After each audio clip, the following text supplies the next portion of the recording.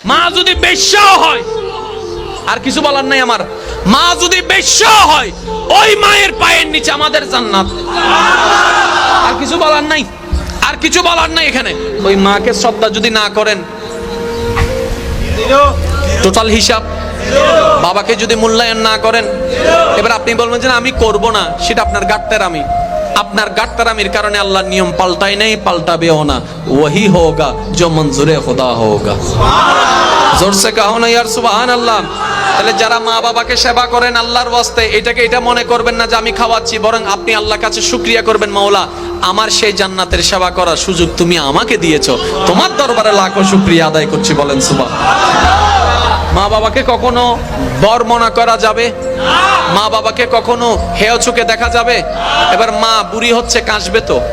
বুড়ি হলে কাঁসবে না? কথা বলেন না। আপনি যদি বলেন যে আপনার কাশির কারণে আমি ঘুমাতে পারছি না, বৃদ্ধাশ্রমে চলে যান, আপনি মাকে বৃদ্ধাশ্রমে পাঠাচ্ছেন না, আপনি নিজের হাতে নিজের জান্নাতের দরজাটা বন্ধ করে দিচ্ছেন।